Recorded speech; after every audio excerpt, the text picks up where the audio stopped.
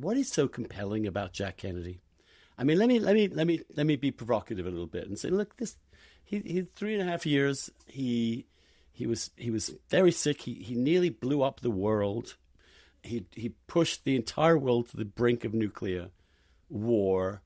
It's overdone.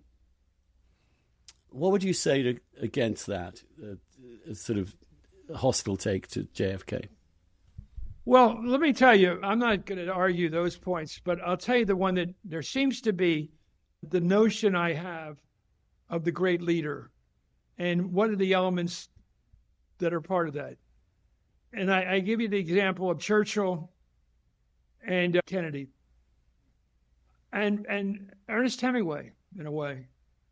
I think a great leader has to have some demonstration of physical courage and youth. It could be like FDR in dealing with his young adulthood of polio, but it's some kind of demonstration of physical courage. And it could be on the battlefield in the South Asia, or it could be in the South Pacific. Kennedy really did swim for 4 hours with Pappy McMahon on his back to an island, and he really did lead his crew in Japanese waters in a way that they could have all been killed and tortured to death. And he really did get them through that. And he was a leader, and every one of those men signed up for his next PT boat. He was a true leader. Churchill the same way. I think people want to see that young. And then they have to move on to leadership. And Kennedy was able to run a very good campaign. He had a very smart brother, Bobby Kennedy. And he was able to deal with the civil rights issue directly. He went on national television and put together a sort of put-together speech for civil rights, which is as good as it's ever been, talking about as old as the scriptures and as American as the Constitution, and saying this is what we are for, this is what we believe, and we're going to act on it. He did that. I would say the Cuban Missile Crisis was an example of true courage. He said, I'm not sending our planes in there. I don't care what's going on with the Cuban exiles. I'm not going to send our armed planes into there. We're not going to war with Cuba. There are too many Russians there. We're not going to do it. And that it was tough to tell the CIA that, who had told the Cuban refugees, oh, don't worry. If anything happens, we're going to defend you on the beach. The Kennedy will send in the troops. Well, he didn't do it. And I thought that was the toughest thing he ever did. I'm not doing it. I'm not going to war with Cuba. Well, that was after the Bay of Pigs, of course, which was a complete catastrophe. He learned his lesson from that. This was in the midst of it when he said, I'm not going to get into this battle. They're going to lose. The Cuban refugees or the Cuban expats are going to lose.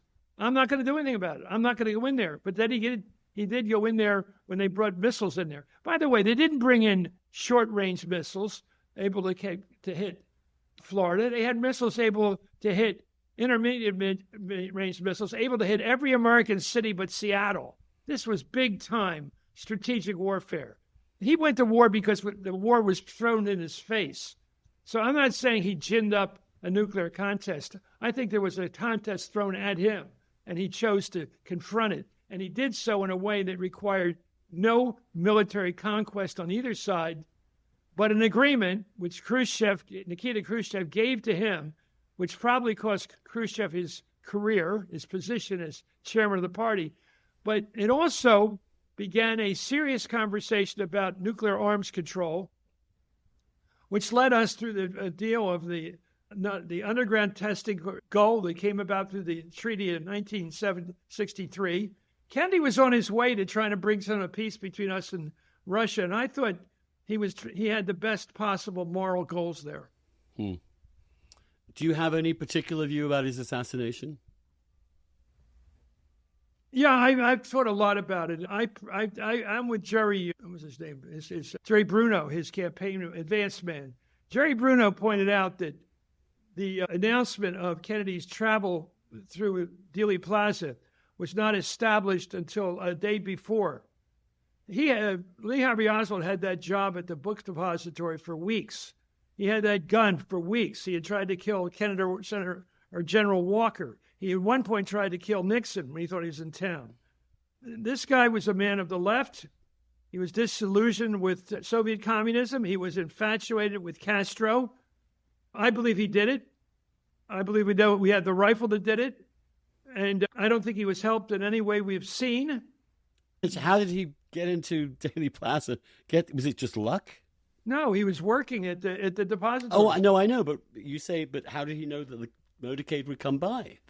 It was because it's called a crime of opportunity. Okay, that's what it was. Okay. And all these other theories are based upon predilection and planning. You couldn't plan weeks before and unless you go the next step and say it was his own people that brought him to the book depository. You have to go that far. That's the trouble with these theories, and they do end up getting there. It's got to be Kenny O'Donnell, Larry O'Brien, and Dave Powers. It's the people around Kennedy who took him to his execution, and I do not believe that.